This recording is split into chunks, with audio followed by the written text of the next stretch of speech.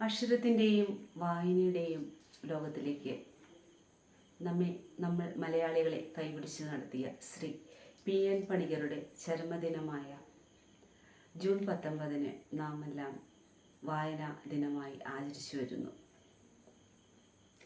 ശരീരത്തിന് വ്യായാമം എങ്ങനെയോ അതുപോലെ തന്നെയാണ് മനസ്സിന് വായനയും. Richard steel. വായിച്ചാൽ വിളയും, വായിച്ചില്ലെങ്കിൽ വളയും. ശ്രീ കുഞ്ഞുണ്ണി മാഷ്. വളരെയധികം ചിന്തിക്കുക, കുറച്ച് മാത്രം സംസാരിക്കുക, അതിലും കുറച്ച് എഴുതുക. കാരണം എഴുതുന്നത് പല തലമുറകളോളം അത് രേഖകളായിരിക്കും. Abraham Lincoln. ഇത്തരത്തിൽ വായനയുടെ മഹത്വം വിളിച്ചോതുന്ന നമ്മുടെ മഹാന്മാരുടെ വചനങ്ങളാണിതെല്ലാം, അഥവാ വരികളാണിതെല്ലാം. ചിറകില്ലാതെ നമുക്കും പറക്കാൻ സാധിക്കും. എങ്ങനെയൊന്നോ വായനയിലൂടെ.